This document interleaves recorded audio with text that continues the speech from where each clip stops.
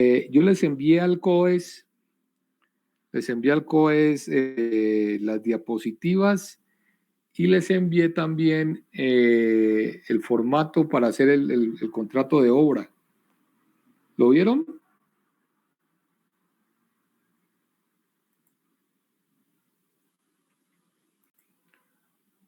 ¿Vieron lo que les envié, muchachos?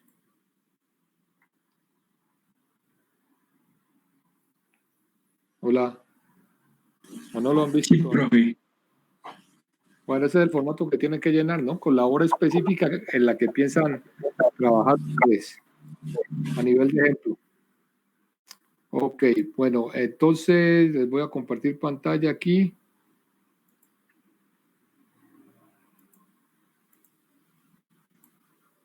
Listo, ahí la estoy compartiendo pantalla.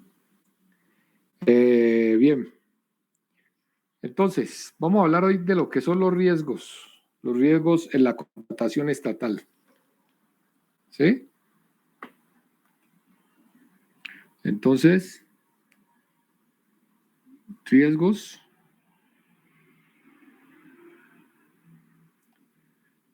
en la contratación estatal.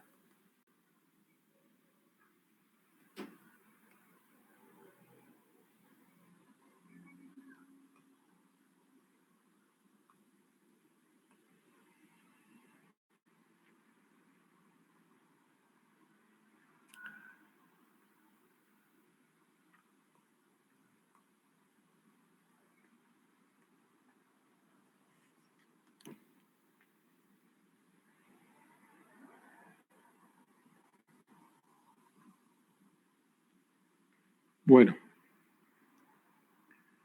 digamos que ¿qué es un riesgo?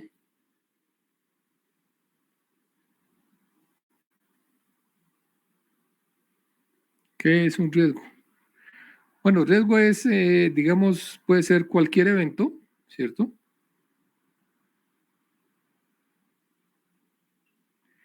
Que tiene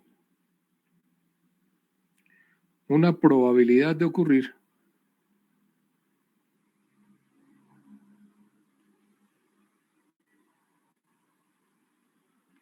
y que puede afectar de forma negativa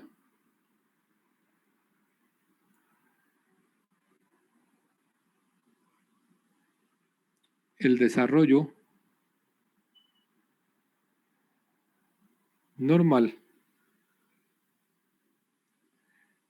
de un proyecto. ¿Ok? Me parece que es la mejor definición para definir un riesgo en cuanto a los proyectos o a las obras de tipo estatal, bueno, en general, ¿cierto? Entonces, ¿cuáles son los tipos de riesgos que se pueden presentar? Tipos de riesgos. Hablamos entonces de los riesgos económicos.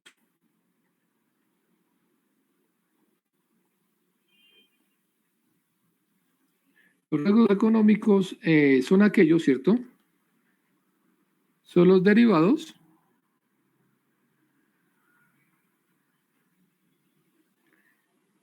del comportamiento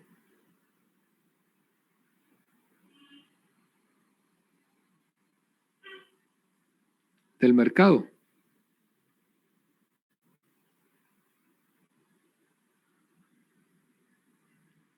El cual se altera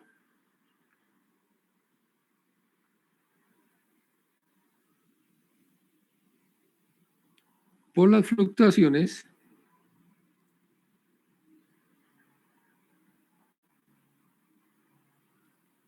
de los precios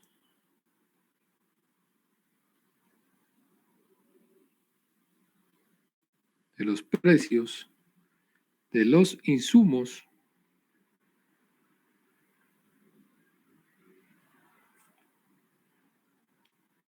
en épocas de abastecimiento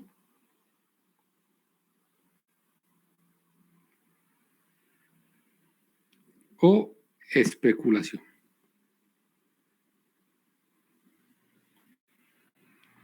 De los mismos.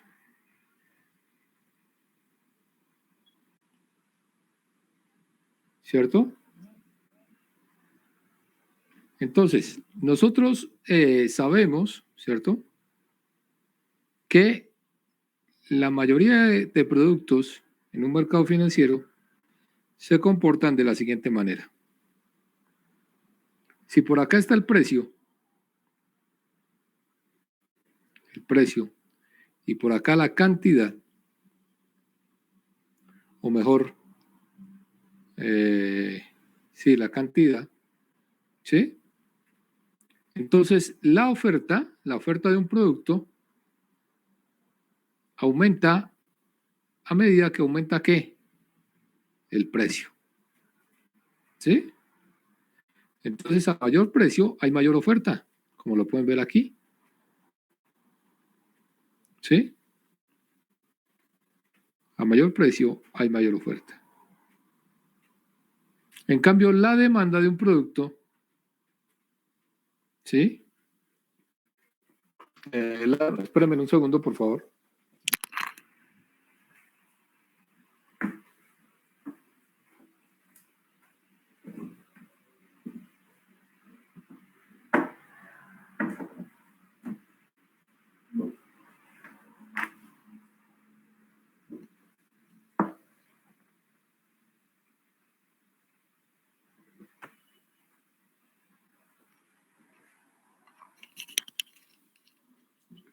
Bueno, ya volví, gracias. Les decía que la oferta aumenta, ¿cierto? A medida que aumenta el precio, ¿no? Si hay mayor cantidad de un producto cuando el precio sube, eso es lógico. ¿Por qué razón? Pues porque en cuanto haya mejor precio, pues la gente trata de producir más un bien de algo.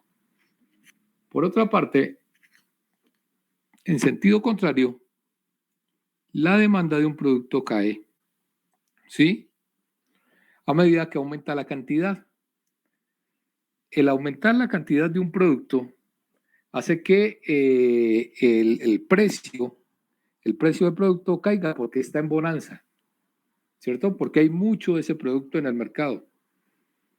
Entonces ustedes lo ven, eso se ve todos los días en nuestra vida diaria. Entonces ustedes ven que cuando hay mucho aguacate, el precio del aguacate cae, ¿sí? El precio del aguacate cae. Y que cuando hay mucho,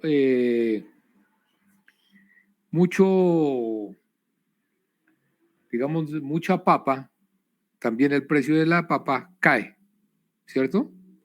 Pero hay un punto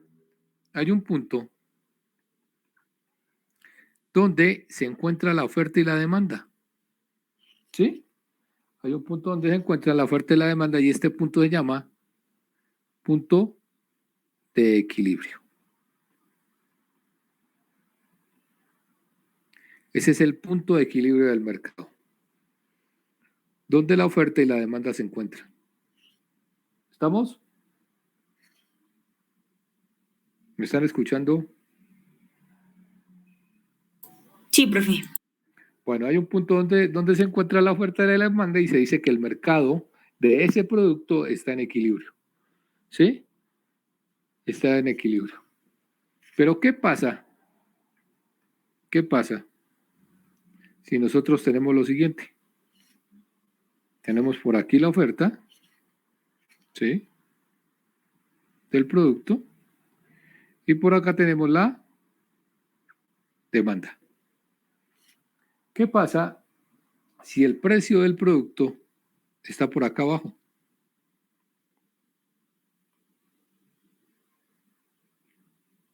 Si el precio del producto está debajo del punto de equilibrio.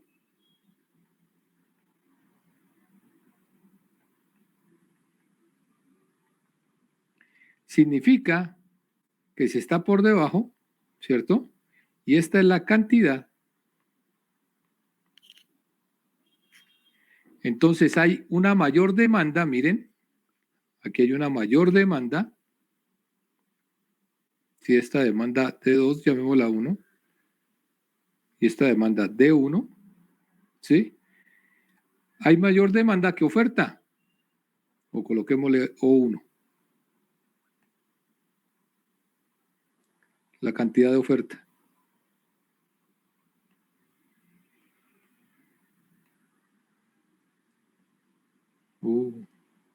A ver. Ok.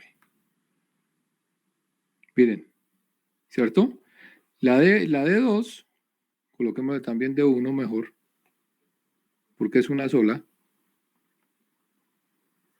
La D1, ¿cierto?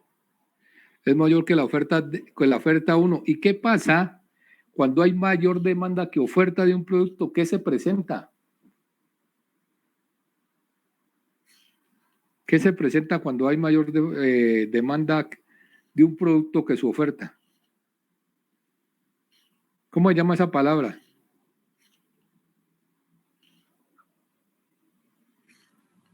¿Como un desperdicio? No necesariamente, se puede. Exactamente, esa es la palabra. Muy bien. Aquí se presenta escasez. Esa es la palabra. ¿Cierto? Hay mucha demanda de algo, pero hay poca oferta de algo, entonces escasea un producto. ¿Sí? Escasea un producto. Ahora vemos la otra parte, la parte de acá arriba. Aquí la oferta, ¿cierto? La oferta, como ustedes pueden ver, aquí le podemos colocar O2, es mayor que la demanda, ¿cierto? Y cuando hay mayor oferta que demanda, entonces hay lo que se llama un excedente de productos.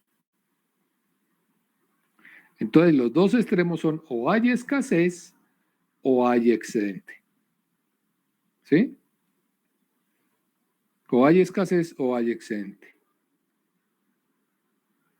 Cuando hay excedente, ¿cierto? Cuando hay mucho de algo,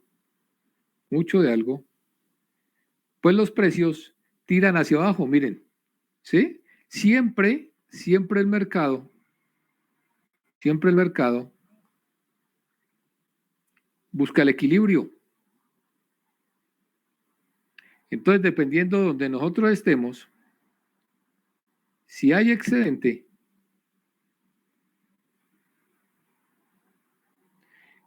¿qué pasa con el mercado? ¿Tira qué? A disminuir el precio del producto.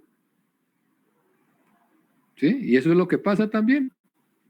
Cuando ustedes van a la galería o a cualquier parte y hay mucho de algo, se pone barato, baja de precio. ¿Sí? Baja de precio. En cambio, cuando hay escasez, ¿qué pasa con los precios? ¿Tienden a qué? A subir. A subir. Entonces, el mercado es el que se encarga de regular el precio de un producto.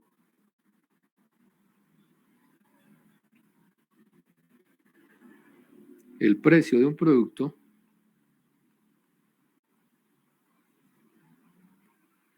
dependiendo de la oferta y la demanda.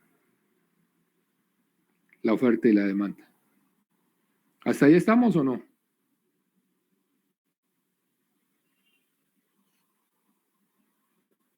Hola. ¿Me están escuchando? Sí, profe. Bueno, ¿hasta ahí está claro? Sí, claro. Bueno, entonces el mercado es el que se encarga de regular el precio del producto hasta llevarlo a qué? ¿A un punto de qué? De equilibrio.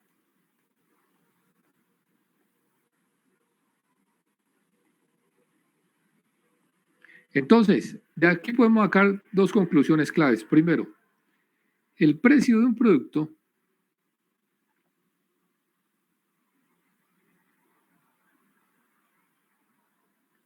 lo coloca el mercado. No lo colocan ni los productores ni los fabricantes. A no ser, ¿sí? A no ser que sea un monopolio.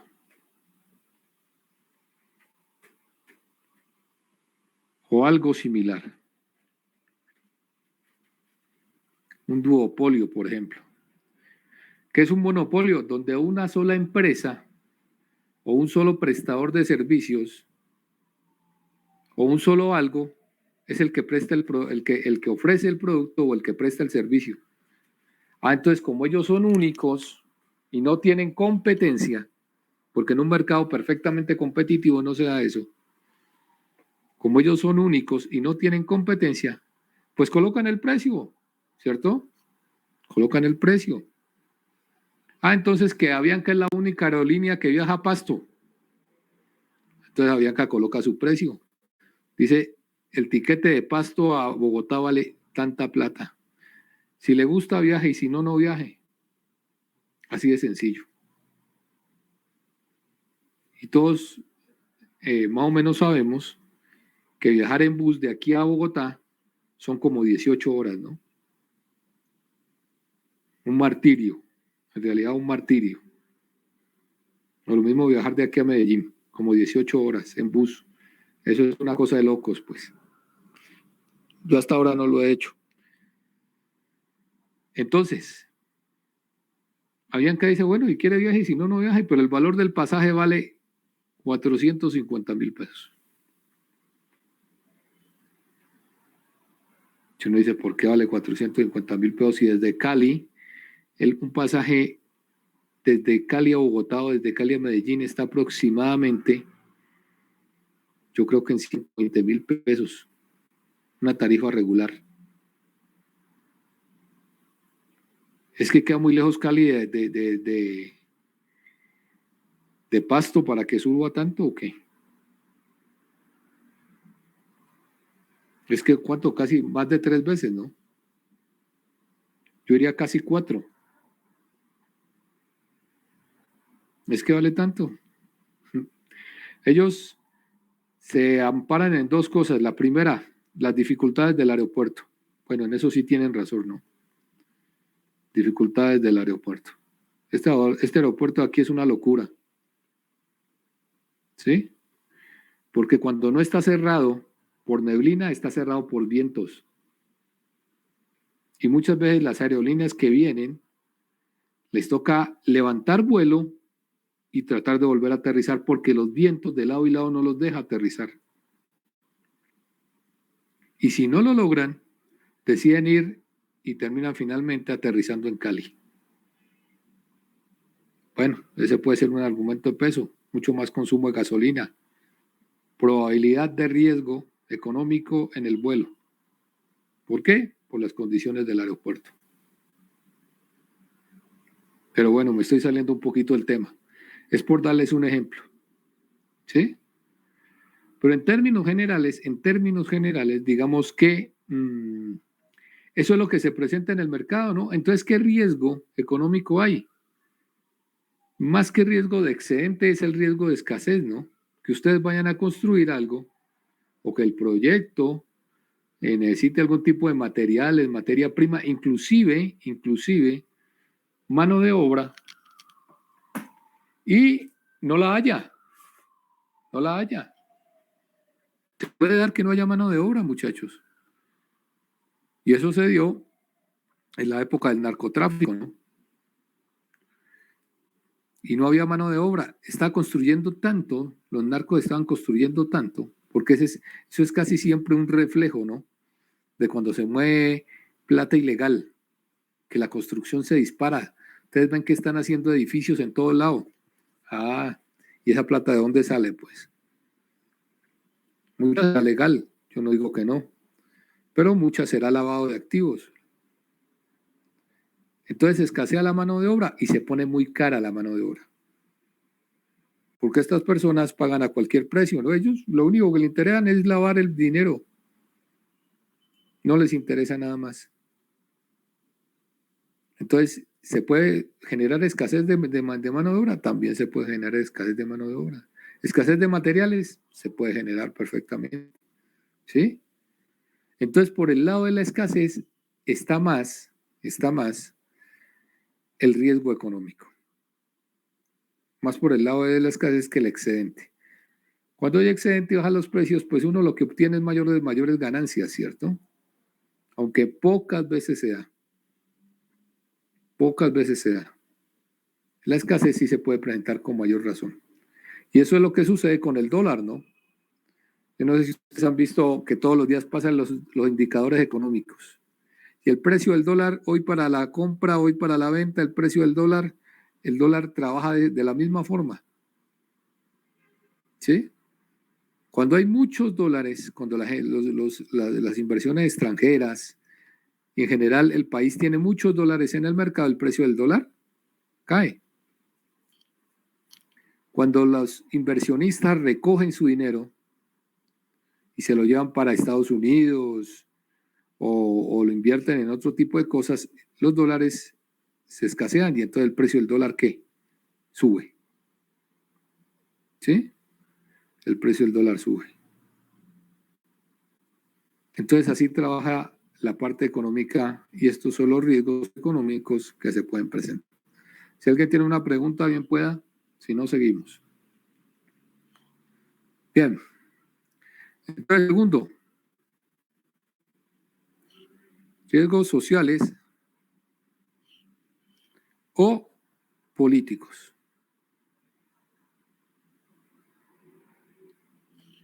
Riesgos sociales o políticos. Estos hacen referencia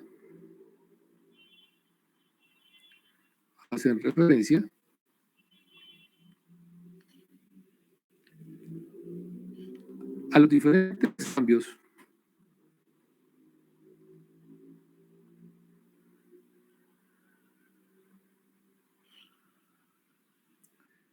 de las políticas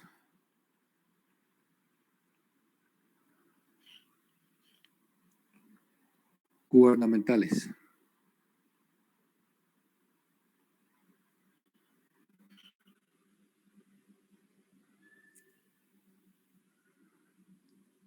Cambios en la situación política, en los sistemas de gobierno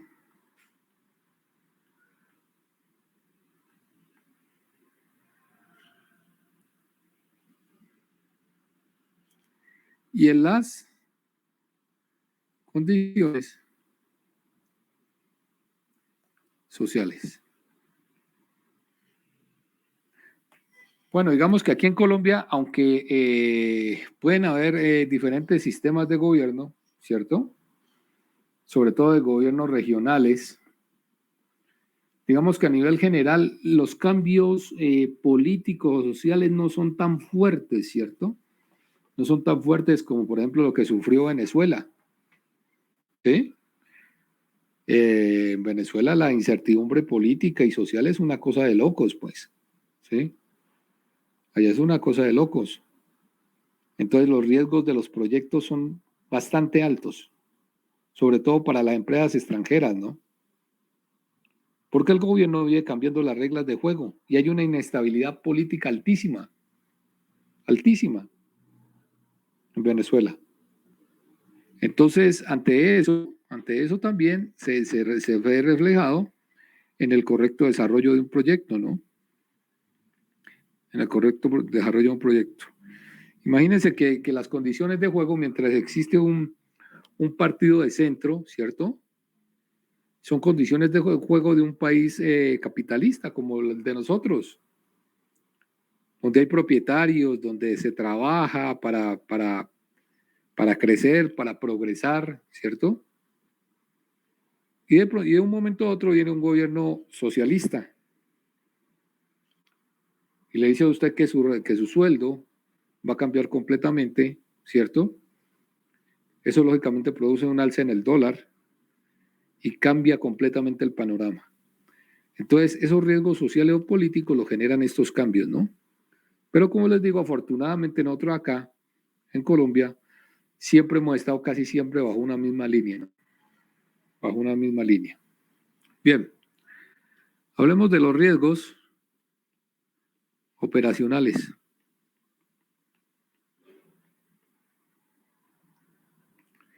Los riesgos operacionales están asociados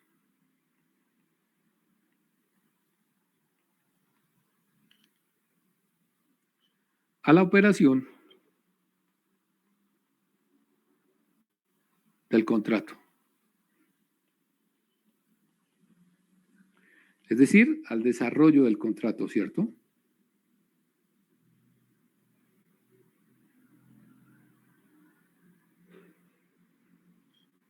Y pueden relacionarse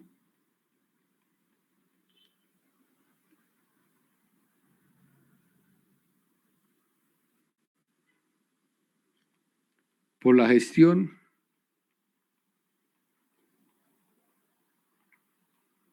administrativa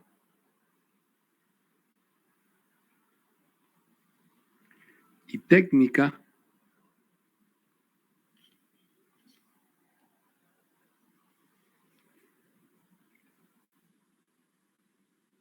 en la realización.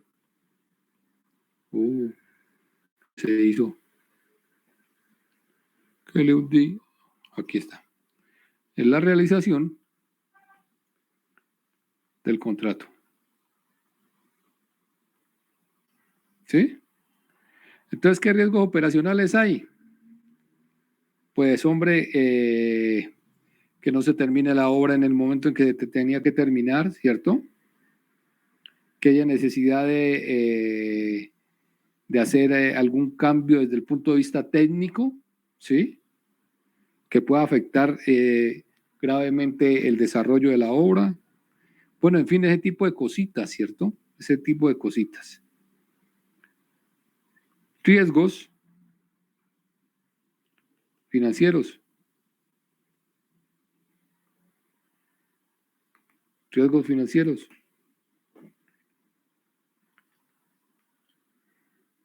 Se clasifica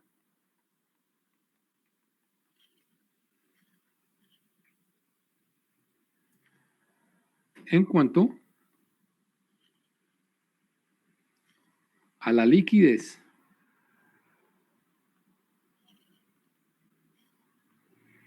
y las condiciones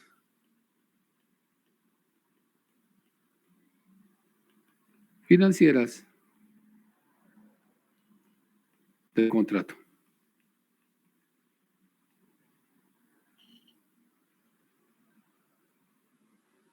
Entonces, ya hablamos de lo que es la liquidez. Varias veces hemos hablado aquí del problema que tiene quedarse ilíquido, ¿cierto? ¿Sí? Entonces, eso uno, la liquidez. ¿Qué no significa estar quebrado? Liquidez es que no tiene recursos disponibles para continuar el contrato, sobre todo recursos monetarios, ¿cierto? Y en cuanto a lo que se refiere a las condiciones financieras, ¿cierto?, del contrato, esto es más relacionado con lo que son las tasas de interés,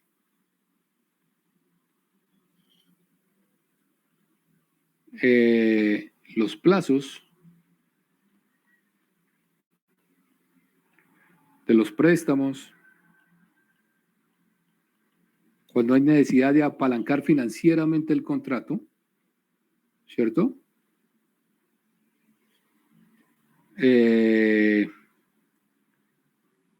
Inclusive aquí puede caer los términos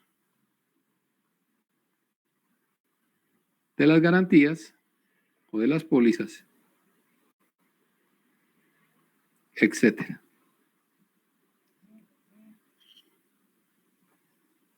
Riesgos regulatorios.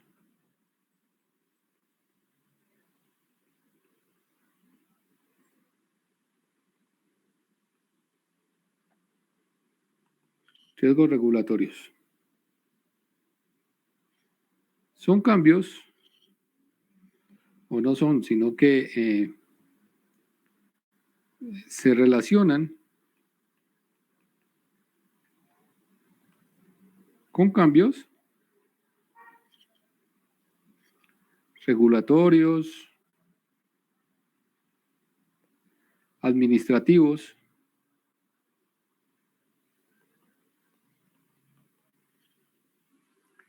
y legales que afectan significativamente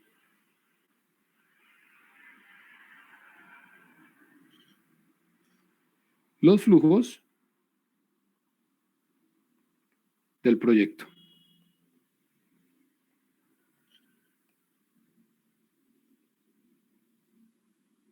¿Sí?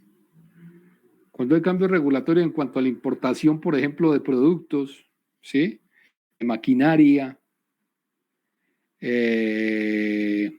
cuando hay cambios en cuanto al plan de ordenamiento territorial de una región, en fin, todo ese tipo de cambios regulatorios del gobierno están embarcados o están dentro de la clasificación de los riesgos regulatorios. Riesgos de la naturaleza.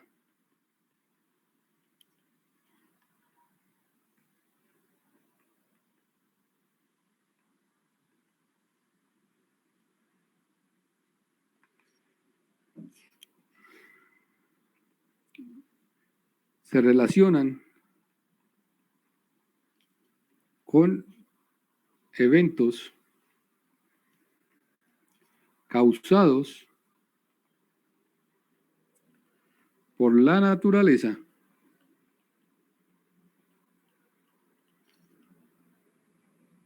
sin la intervención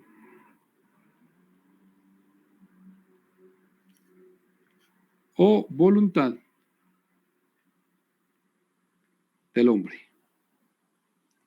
¿Cierto? Es decir, cambios que sufre la naturaleza voluntariamente, no debido al hombre, simplemente cambios que se producen porque la naturaleza se comporta de una forma u otra. ¿Sí? Riesgos de la naturaleza puede ser un sismo. ¿Quién afecta? ¿En qué puede intervenir un hombre en un sismo? Nada, ¿cierto? Un tsunami, un huracán, ¿cierto? Inclusive un derrumbe, bueno, en fin, todo ese tipo de eventos son riesgos de la naturaleza, ¿cierto? En ocasiones, coloquemos esto,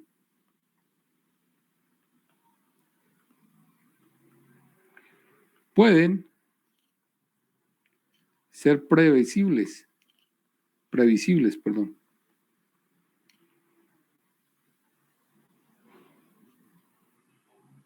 Pero la mayoría de veces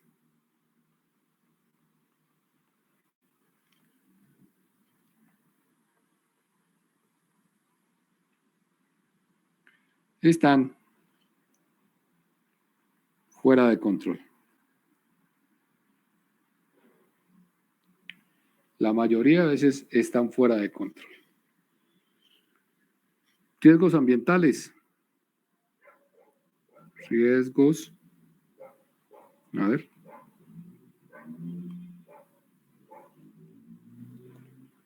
Ambientales.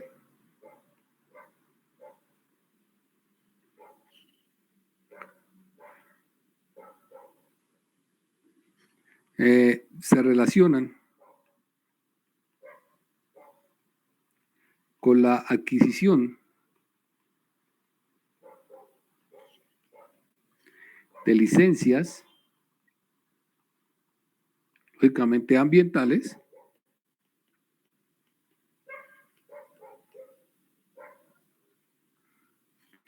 dentro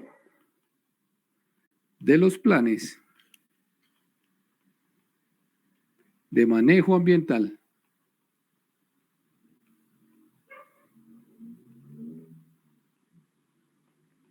de cada región. Bueno, hay proyectos que paran completamente por la falta de un permiso ambiental, ¿no? De una licencia ambiental. Entonces esto también hay que tenerlo presente. Y por último, digamos que están los riesgos tecnológicos.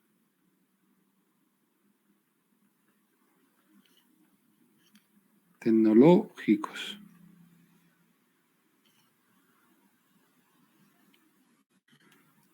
Que suelen presentarse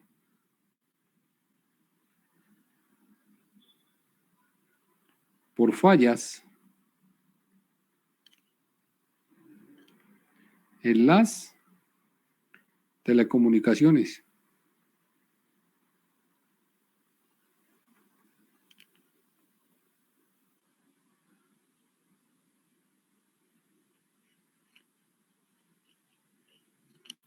O cuando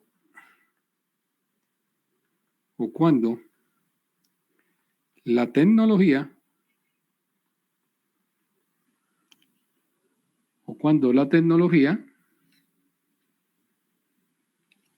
utiliza nuevos desarrollos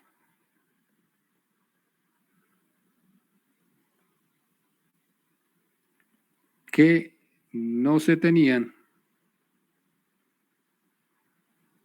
considerados en el proyecto. ¿Listo? Que no se tenían considerados en el proyecto.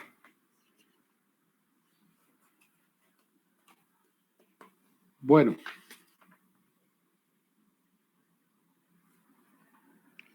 Evaluación y calificación. Profe, Dime. yo tengo una pregunta, ¿no?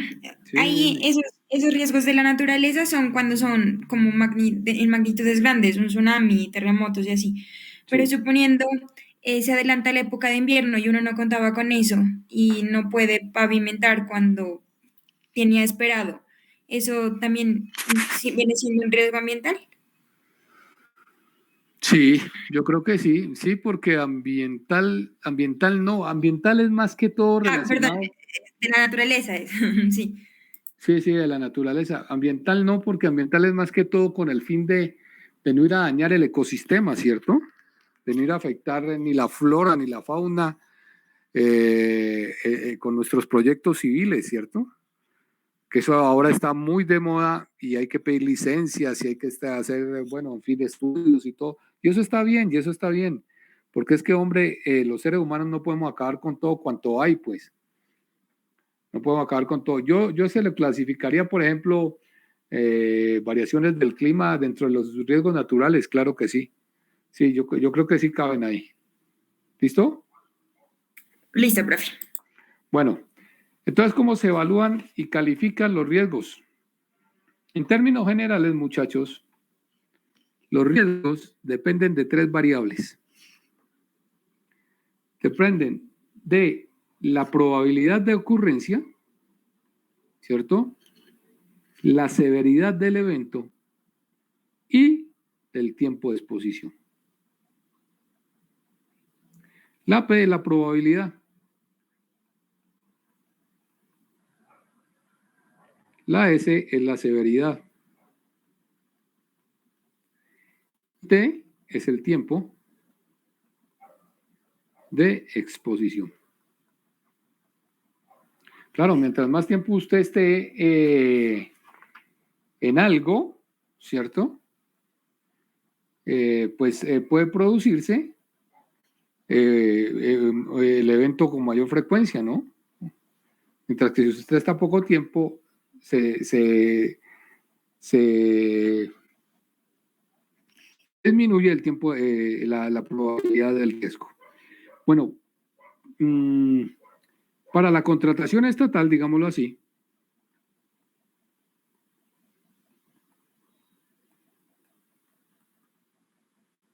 en Colombia, El riesgo depende de dos variables, que son ¿cuál? La probabilidad, pero en vez de ellos no lo llaman severidad, ellos lo llaman impacto, ¿cierto? Impacto, ¿sí? Entonces sí, es el impacto. Y no tienen en cuenta el tiempo de exposición. Yo les hablo de esto de acá, ¿cierto? Porque mi tesis doctoral fue en eso, muchachos. Mi tesis doctoral fue en riesgos laborales. Laborales de la construcción de edificios, ¿sí? Entonces yo sí lo manejé con tiempo de exposición. Chample. Ojo esto. Entonces yo sí lo manejé con tiempo de exposición. Y la severidad, bueno, me les voy a salir un poquito de aquí. Pero cuando veamos, ustedes no han visto conmigo técnicas de construcción 1, ¿cierto? ¿O sí? No, profe, el siguiente semestre. Bueno, el próximo semestre nos vamos a ver allá. Vamos a manejar algo de salud ocupacional, ¿no? Y riesgos laborales. Es el último capítulo del programa. Entonces, la probabilidad, pues, se puede calcular según la probabilidad de accidentes, ¿cierto? Con bases estadísticas, en fin, con muchas cosas. La severidad en el campo de los riesgos laborales va a depender de dos cosas. De la enfermedad que se pueda presentar, ¿cierto? La enfermedad que pueda presentar, santo Dios, esto sí se baja ahora.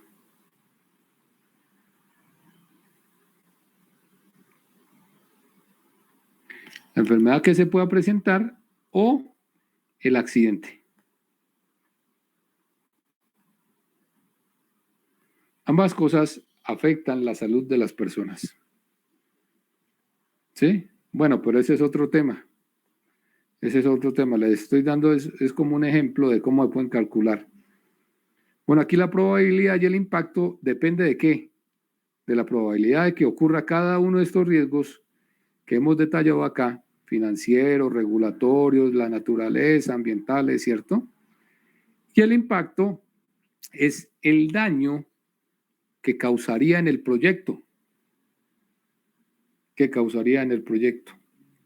Entonces, para lo que es la probabilidad,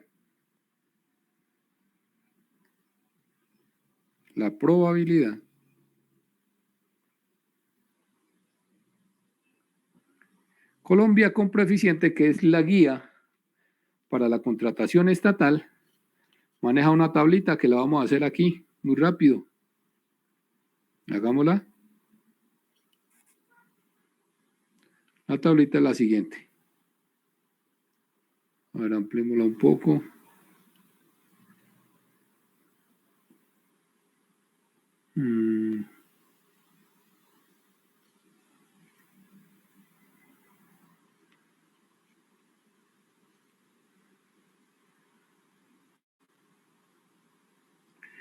Para calcular riesgos hay muchas propuestas, ¿no?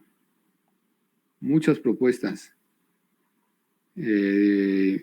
Cuantitativas y cualitativas, ¿no? Cuantitativas y cualitativas. La mía es como una propuesta mixta, que tiene de ambas, ¿no? Tiene cuantitativas y cualitativas. Bueno.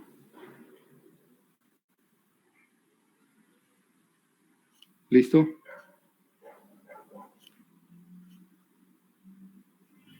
No le hagamos más. A ver. Ok, entonces coloquémosle aquí categoría.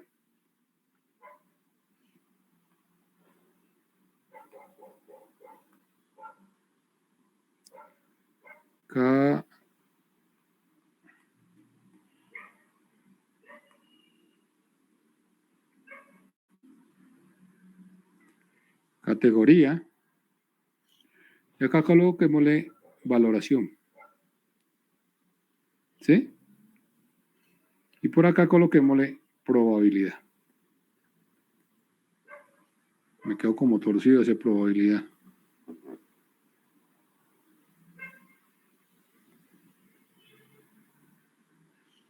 Bien, entonces aquí, raro que puede ocurrir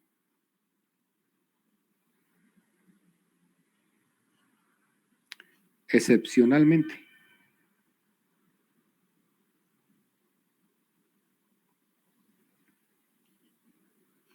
Raro que puede ocurrir excepcionalmente. Entonces la valoración es 1. ¿Sí?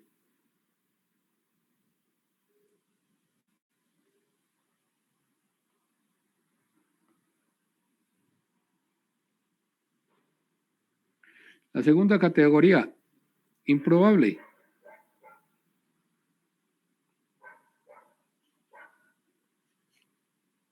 Que puede ocurrir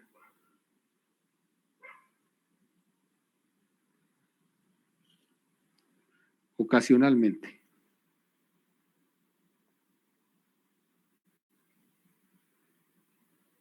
Que puede ocurrir ocasionalmente. La valoración es 2. Tercero, posible. Que puede ocurrir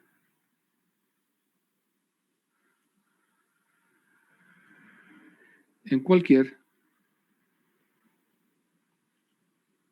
momento futuro.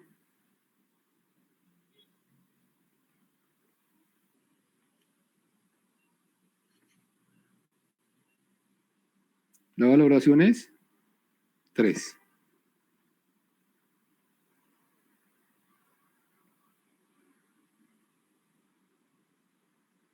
Extendamos un poquito esto.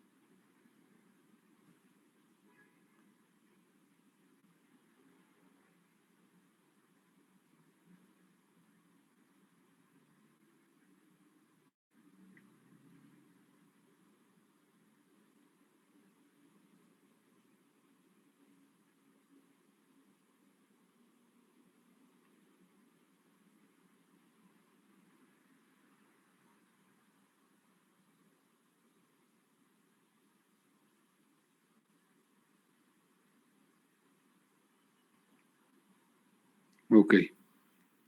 Bien, sigue. Posible, probable.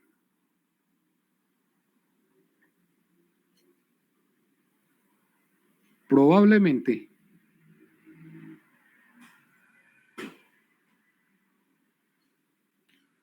va a ocurrir. Calificación 4.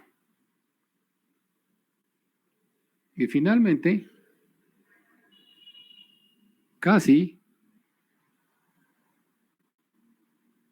cierto. Ocurre en la mayoría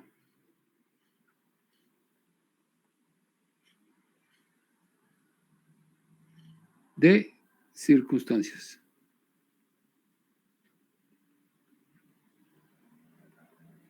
Ocurre en la mayoría de circunstancias. Y la clasificación es 5. ¿Sí?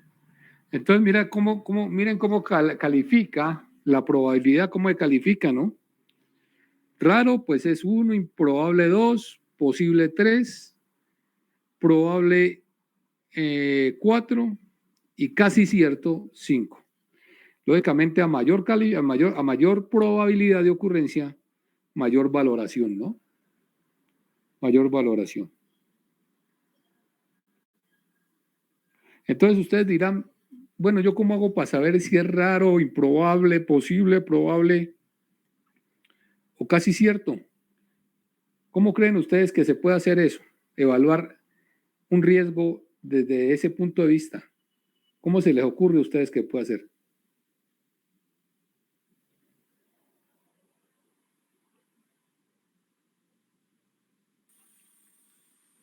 analizando otros proyectos. Perfecto. Esa era la respuesta que había que dar. Muy bien, compañero. Perfecto. Muy bien, exacto. Esa es la respuesta. Analizando proyectos anteriores. ¿Sí? Analizando proyectos anteriores. Claro. Uno analizando cómo ha sido el comportamiento de otros contratos, uno puede decir, no, pues que esto, pero si en los contratos siempre suceden esas cosas, o casi siempre suceden esas cosas, pues hombre, eso es muy probable que suceda. Entonces le vamos a dar una calificación de ¿cuánto? De 4. Muy bien. Esa era la respuesta. Bueno, sigamos. Ahora, hablemos del impacto, de la otra variable, del impacto. Vamos a hacer otro cuadrito. Este es un poco más extenso, digámoslo así, pero igual tenemos que hacerlo. No hay otra forma, muchachos. Aquí. Muy bien.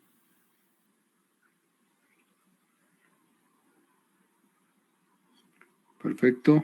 No. Tal vez más abajito. Tiene mucho texto. Vámonos más abajito. Perfecto.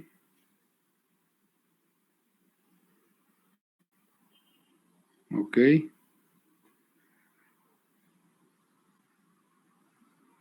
Metémoslo aquí.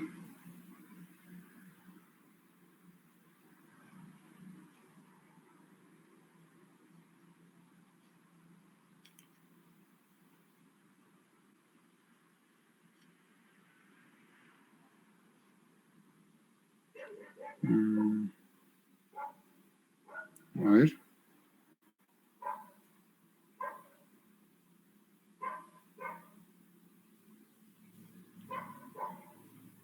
La reglita es bastante sensible, es más, al rato es más duro que hacerlo con esto.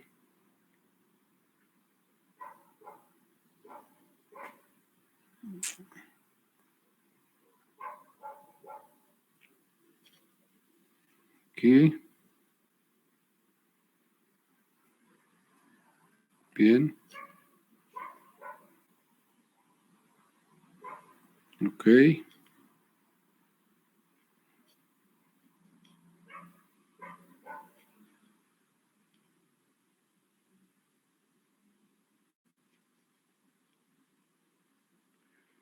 Una, dos, tres, cuatro, cinco, seis. A ver, quitemos lo anterior. Una.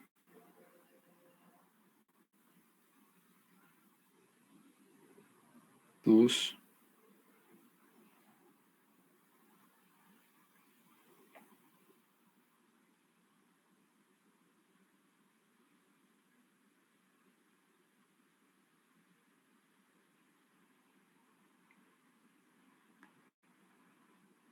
Tres.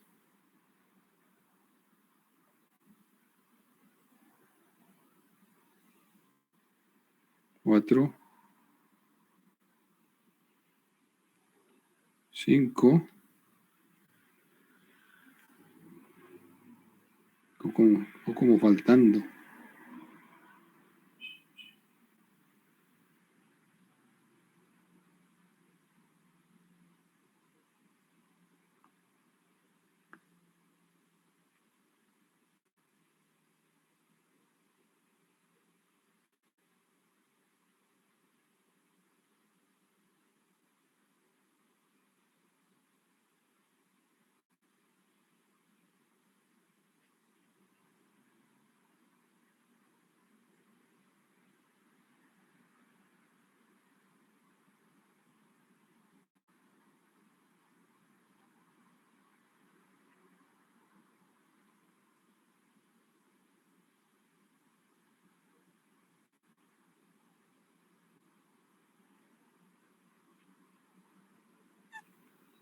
Bueno, a ustedes les queda mucho mejor, lógicamente. ¿Ok? Bueno, entonces coloquémosle aquí. A ver.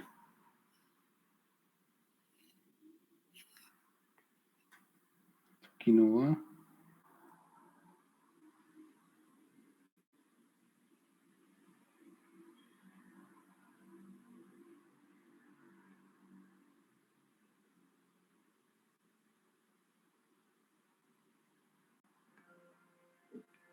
coloquemos el impacto.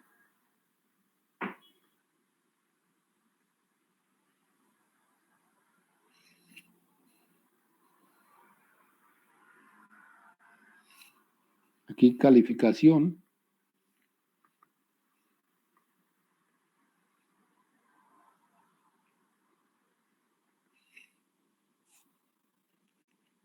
Cualitativa.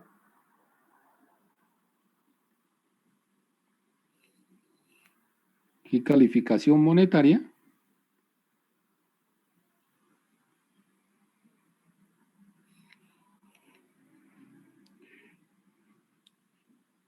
Y acá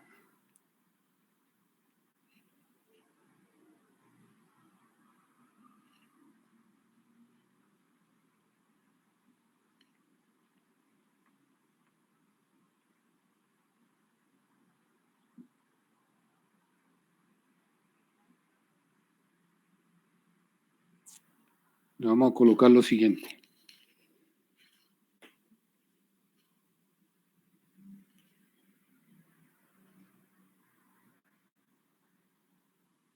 Categoría.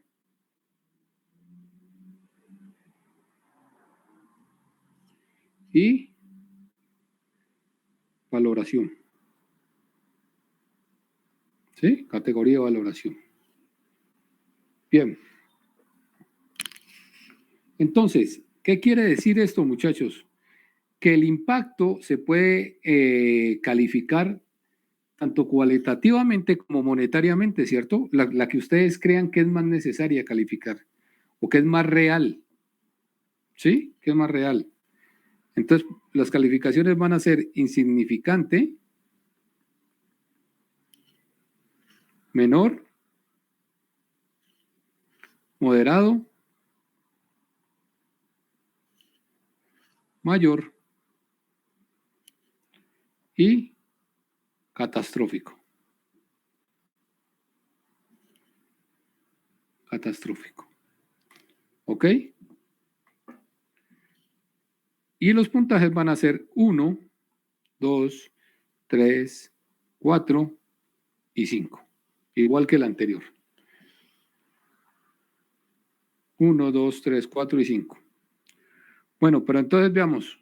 La primera, cuando es insignificante desde el punto de vista cualitativo, obstruye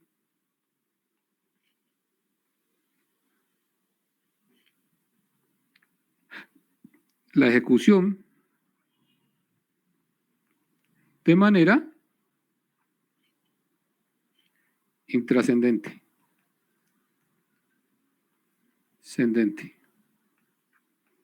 Obstruye la ejecución de manera intrascendente. Los sobrecostos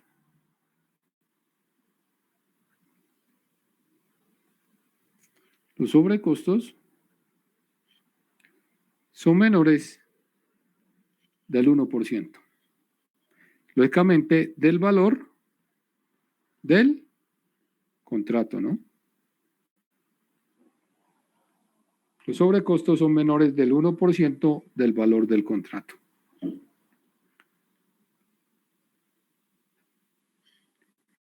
La segunda dificulta la ejecución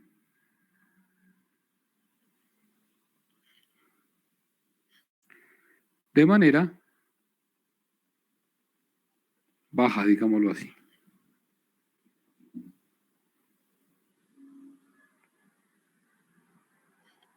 Los sobrecostos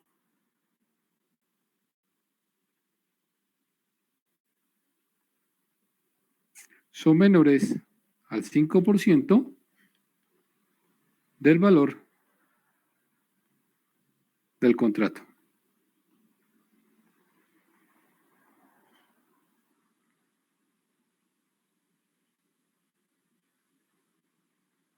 La tercera afecta la ejecución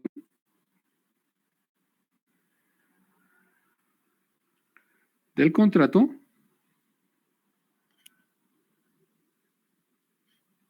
sin alterar el beneficio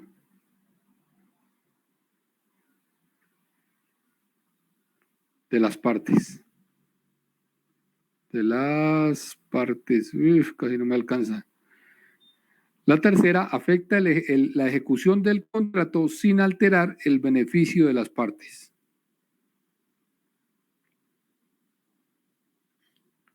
Los sobrecostos están entre un 5% y un 15%.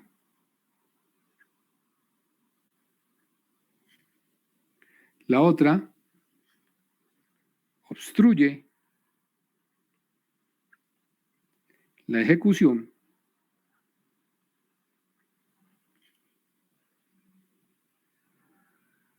de forma sustancial.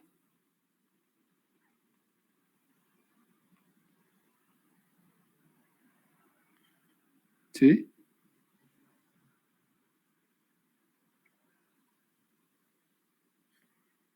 Y los sobrecostos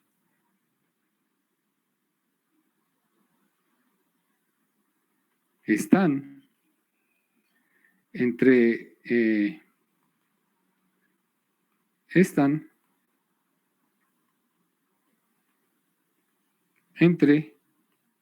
un 15% y un 30%.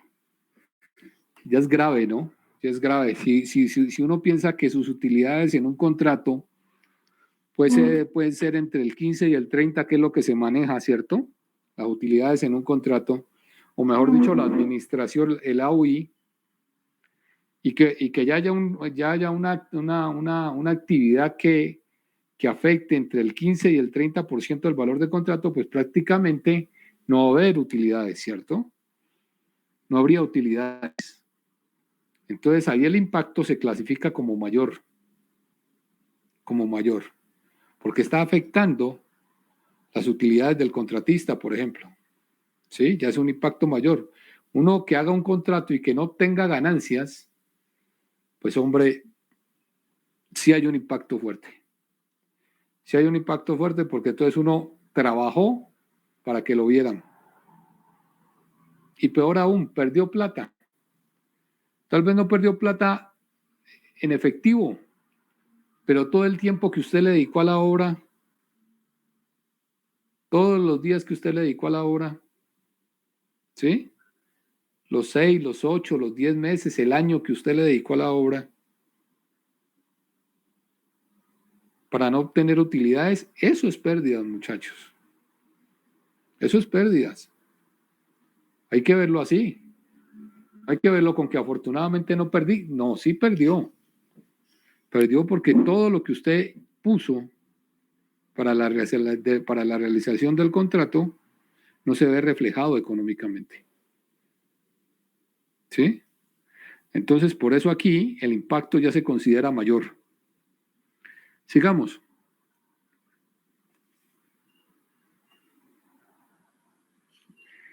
Perturba la ejecución del contrato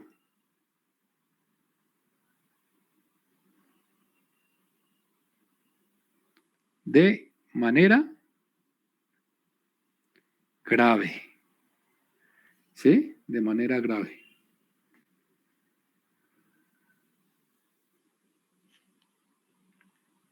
Los sobrecostos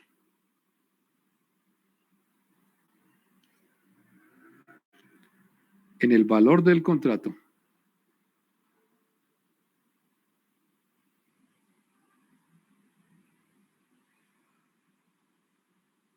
están por arriba del 30%. Los sobrecostos en el valor del contrato están por arriba del 30%. Sea para el contratista o sea para el contratante, que se eleven los valores por encima del 30%, es tenaz. Son sobrecostos muy altos, ¿cierto? Y ahí es cuando vienen todas las investigaciones disciplinarias, ¿sí? Viene la Procuraduría y lo investiga usted como funcionario público. Viene la Contraloría y lo investiga usted como contratista, ¿sí? Y en fin, ¿sí? Porque ¿por qué un contrato que tenía que valer 1.000 millones vale 1.300 millones de pesos? O más. ¿Qué fue lo que pasó ahí? ¿Qué fue lo que pasó? Es cierto, los contratos nunca cierran precisos, pero los incrementos o los decrementos del contrato no pueden ser tan altos, ¿cierto? Muchas veces sobra, otras hace falta algo, pero no tan representativos, ¿cierto? No tan representativos. Bueno, muchachos, ¿cómo vamos? ¿Bien o no?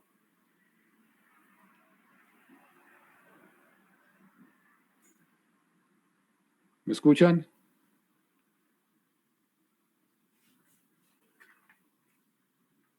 Hola. Sí, profe. Bueno, listo. Entonces, con esta calificación del impacto, ¿sí?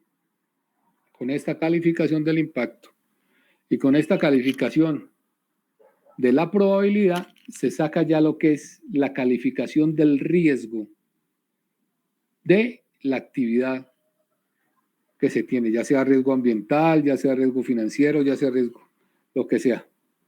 Y ya se califica el riesgo dentro de 4 categorías, desde riesgo bajo hasta riesgo extremo. ¿Ok? Bueno, en la próxima clase, entonces yo creo que ya vemos cómo es la calificación de ese riesgo, ¿sí? Dejemos por hoy aquí y nos vemos el jueves a las 7:30 para el parcial, que va a ser idéntico a como hicimos el primero, ¿no? Unas 12 preguntas muy rápidas para responder en muy poquito tiempo. El que sabe, sabe, ¿sí? Así de sencillo. Y lo hacemos de la misma forma, ¿ok? ¿Listo, muchachos? 7:30, ¿no, profe? 7:30 nos vemos Listo. aquí. Bueno, Bueno, profe. muchachos, listo, cuídense mucho. Hasta luego. Hablamos. Bueno, chao. Adiós. Hasta luego. Hasta luego, adiós, chao.